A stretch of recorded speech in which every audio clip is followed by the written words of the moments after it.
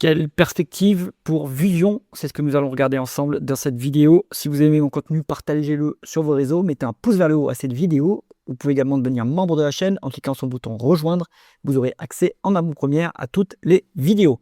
On va mettre à jour le suivi de Vision sur Fiscal AI. Ici, si vous souhaitez vous y abonner, vous avez 15% de réduction. Il y a le coupon dans le commentaire épinglé. Qu'est-ce qu'ils font? Vision, ancien SES Imagotag. C'est une société qui est spécialisée dans l'IoT, mais dans un marché de niche. C'est la digitalisation des grandes surfaces, des magasins. Donc, il y a la face visible, ça va être évidemment les étiquettes électroniques que vous allez voir dans les magasins. Et la face plutôt invisible, et qui est plus importante, c'est évidemment la solution SaaS qui est fournie par le groupe. Alors, typiquement, quand on entend SaaS, ces derniers temps, on a le narratif intelligence artificielle qui vient troubler ça, en se disant, est-ce que ce logiciel peut être remplacé par l'intelligence artificielle? Alors là, sur Vision, aucun risque, puisque la valeur de la boîte, elle est contenue surtout dans les données qui sont remontées par les capteurs. Donc oui, la solution, l'implémentation de la solution pour mettre à jour les tarifs, etc., et analyser les marchés en temps réel, etc., oui, ça c'est remplaçable, mais c'est pas ce qui a de la valeur. Ce qui a de la valeur, c'est vraiment la donnée qui va être remontée en temps réel des magasins. Donc pour moi, il n'y a pas du tout de menace à ce niveau-là. La principale question pour Vision, c'est évidemment quid de l'après Walmart, puisqu'ils ont des gros contrats avec Walmart, mais après, eh bien, qu'est-ce qui va se passer? On va essayer d'y voir plus clair. Au niveau du prix de l'action, sur 10 ans, on est passé de 19 € à 112 €, quand même, une bonne performance, hein, x6. On a eu quand même une flambée un peu spéculative quand même sur mi-2025. Depuis, ça a quand même été divisé par 2, donc attention, hein, sur ce genre de titre, ça peut aller très vite. Donc là, le management doit rassurer sur la visibilité post-Walmart. Je pense que c'est ça aussi. Alors d'un côté, il y a un peu la flambée spéculative, évidemment, mais il y a aussi le manque de visibilité. Ils ont été dégradés par des analystes parce que justement, les perspectives sur l'après-Walmart n'étaient pas très claires. Au niveau de la market cap, on est passé de 207 millions d'euros, 208 à 1,9 milliard. Bon, c'est quand même pas mal, hein. Et si vous aviez investi 10 000 € il y a 10 ans, vous auriez actuellement 60 000 €. Un x6 en 10 ans, bon, c'est quand même agréable, hein, pas mal. Au niveau de l'actualité récente, donc on a eu la publication fin février des résultats annuels. On est sur de la forte croissance, on est sur un EBITDA aussi en croissance. On voit que les marges sont en train de monter, hein. En plus, c'est ce qu'on veut voir sur une boîte de croissance qui gagne des parts de marché. Même si au début vous n'êtes pas rentable, c'est pas très grave. Si les perspectives sont favorables, vous allez avoir une expansion des marges grâce à l'effet ciseau opérationnel qui vous permet bien justement d'écraser plus de coûts fixes sur une base de chiffres d'affaires plus élevés. Donc nécessairement, mécaniquement, ça fait monter vos marges. Donc plus on gagne des parts de marché, plus ça va être le cas pour Vision. Donc ça, c'est plutôt bien. Partenariat avec Qualcomm. Bon, voilà, ils vont intégrer de l'IA évidemment dans leur solution. Ça, c'est très bien. Et partenariat stratégique avec Carrefour. C'est pas mal ça. Ça donne un peu de visibilité. Donc, bon, ils savent qu'ils ont quand même ce couperet, cette épée de Damoclès sur la tête avec les contrats Walmart. Une fois qu'ils seront terminés, qu'est-ce qu'on va faire? Bon, ben, ils se démènent pour essayer de trouver des partenariats avec des retailers, hein, et c'est normal. Donc, Carrefour, ça me semble logique et pertinent. Donc, ils sont en train de rassurer un peu sur cette dimension visibilité moyen-long terme. Ça, c'est bien. Programme de rachat d'actions, bon, ben, c'est très bien. Ils ont lancé ça il y a quelques temps, ce qui est pas mal vu que la valorisation est un peu basse. On va aller regarder ça tout de suite. Hop, sur Coifin, si vous souhaitez vous y abonner, vous avez le lien en haut à droite de l'écran. Le cours de l'action, on en a parlé. On va regarder maintenant l'évolution du chiffre d'affaires. On est sur une croissance qui est solide, hein. En médiane, sur 10 ans, on a 35% de croissance, très bien. Sur décembre 2025, en 12 mois glissants, 54% de croissance, exceptionnel. On est sur des acquisitions. Alors, il y a eu une grosse acquisition. Je ne connais pas assez le dossier pour savoir de quelle acquisition il s'agit en 2023, apparemment. Mais depuis, on continue à faire des petites acquisitions. C'est pas mal, hein. Que 437 millions d'euros. On est sur un cinquième, un quart de la market cap. Donc, bon, on se permet d'accélérer quand même la croissance. C'est un marché qui n'est pas très consolidé encore. Donc, il y a le potentiel d'accélérer la croissance en rachetant des concurrents. Donc, ça, c'est bien. Forte croissance. Est-ce que ça se traduit par des hausses de marge? Sinon, ça détruit de la valeur, malheureusement. Bon, alors, au niveau des marges brutes, pas forcément de la marge brute. On est sur une légère baisse sur 10 ans.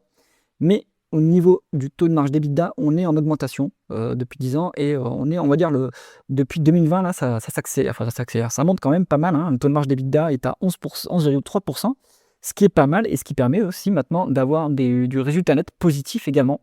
Donc, on est sur une boîte qui a franchi son seuil de rentabilité. est-ce que c'est structurel ou est-ce que, bon, et on va avoir encore des trimestres en dedans?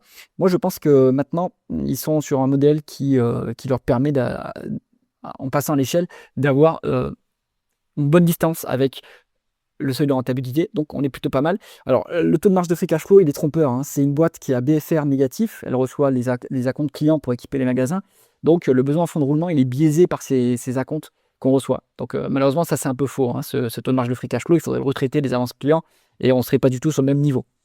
Donc, ce qu'on voit pour Vusion, moi je trouve que c'est une boîte qui est en train qui est sur la bonne route, hein. On est sur une boîte qui gagne des parts de marché, ça se voit dans les taux de marge, hein, ils sont en augmentation.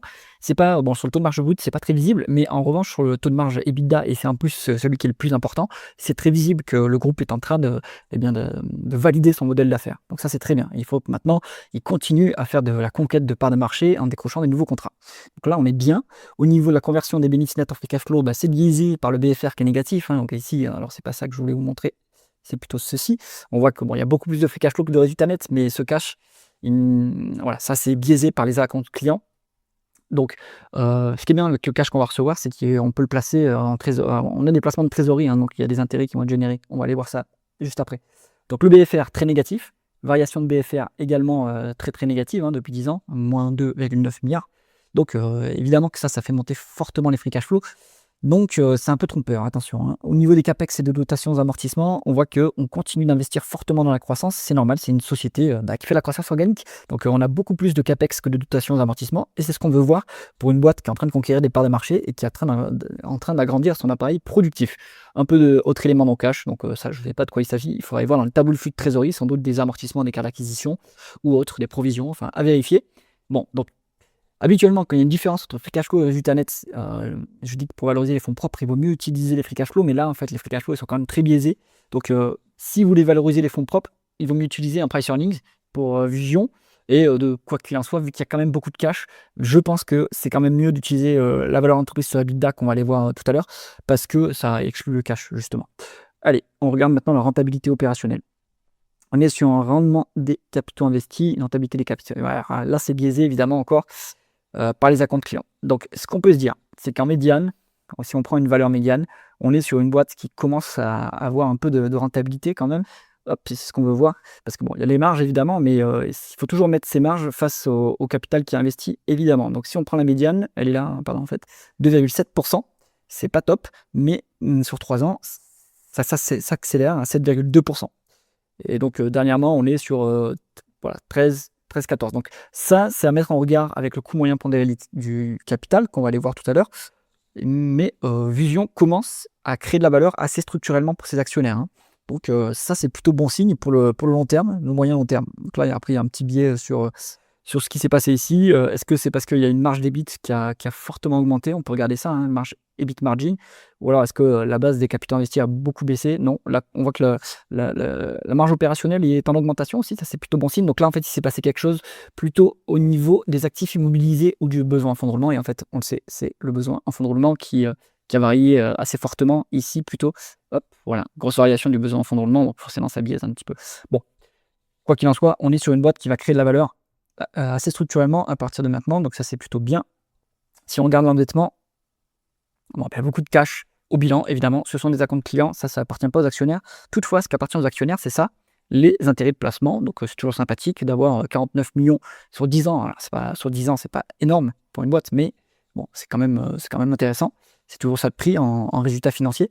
Et donc, on peut regarder la rémunération des actionnaires.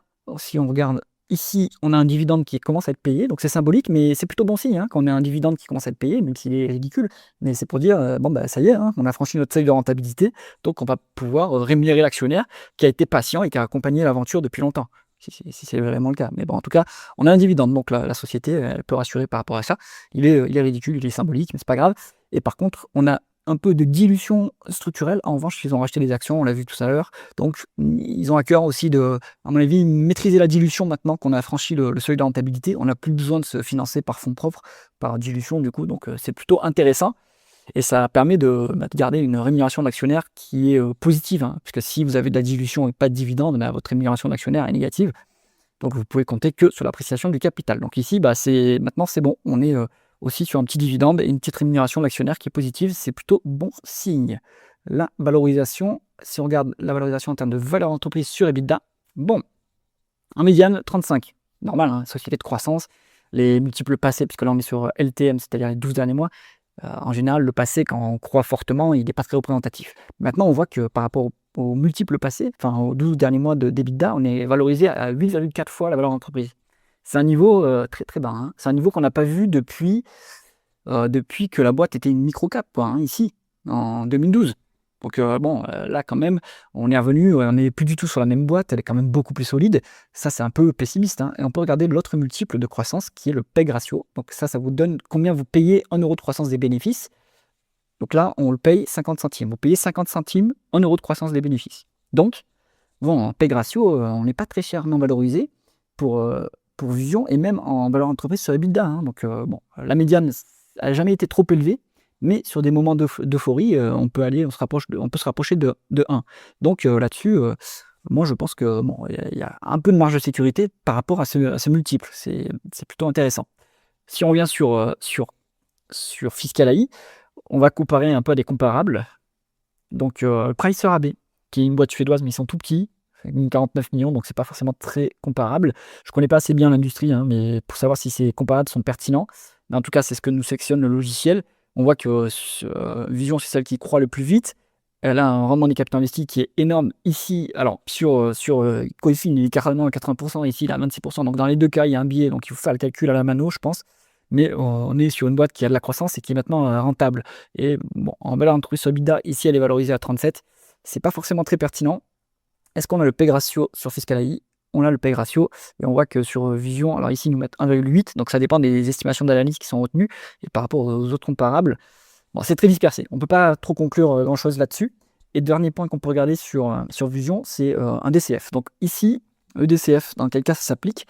On est soit sur un instrument financier qui a une certitude élevée sur les cash flows futurs, style une obligation par exemple, ou de l'immobilier, donc là c'est pas le cas, ou sur une boîte qui a justement pas trop d'historique, de profitabilité sur lesquels il va falloir poser ses hypothèses pour modéliser les flux de trésorerie et après les actualiser avec des hypothèses d'actualisation qui ont du sens, on l'espère.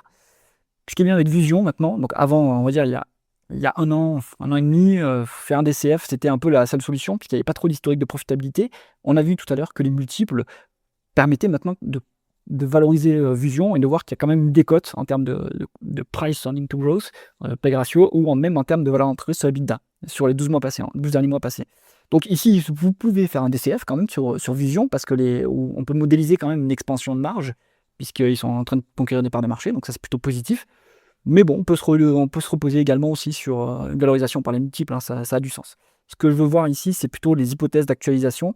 Donc, ils nous mettent un coût de la dette après impôt de 5,4%, mais on a vu qu'ils avaient un modèle d'affaires à DFR négatif et qu'ils avaient une dette nette négative. Donc, en fait, le coût de la dette, et je ne suis pas sûr qu'ils aient une dette brute d'ailleurs, il faudrait regarder. Mais même, donc ça, c'est négligeable. En revanche, le coût des capitaux propres, ils nous mettent à 8,6. C'est très optimiste à mon avis. Hein. Pour une actualisation via un DCF, je pense qu'il faut faire du 10% en termes de coût des capitaux propres pour Vision, parce que c'est quand même une boîte qui est encore risquée. C'est une boîte de croissance. Les revenus sont volatiles et on manque encore un petit peu de visibilité sur les cash flows futurs, puisqu'on n'a pas encore d'énormes contrats qui viendraient valider le modèle d'affaires de façon récurrente. Donc 10%, je pense, en taux d'actualisation, ça peut être plus raisonnable. Bon, ici, c'est le DCF avec des hypothèses d'analystes. Ça vaut ce que ça vaut, hein. Ce ne sont pas vos hypothèses. Si vous faites un DCF, il faut absolument mettre ces hypothèses, comme ça on a l'histoire aussi qu'on raconte en face, parce que les chiffres ici, en fait, ils sont reliés à une histoire, ils sont reliés à de la conquête des parts de marché, d'expansion de taux de marge, etc. Et cette histoire, c'est à chacun de la raconter. Et donc on voit ici que sur cette actualisation de flux de trésorerie mis à dispo par le logiciel, on est sur un upside assez conséquent, hein, plus de 300% d'upside. Bon, si on veut être conservateur sur Vision, on peut se dire que par rapport à la croissance, on est quand même sur une sous-valorisation de 50%. Donc, il y a potentiellement, je dis bien potentiellement, et c'est pas du tout un conseil d'investissement, un doublement sur le cours de Vision, mais ça, c'est à vérifier de votre côté avec vos propres analyses. J'espère que cette vidéo vous a intéressé. Si c'est le cas, mettez un pouce vers le haut et pensez à vous abonner à la chaîne. À bientôt.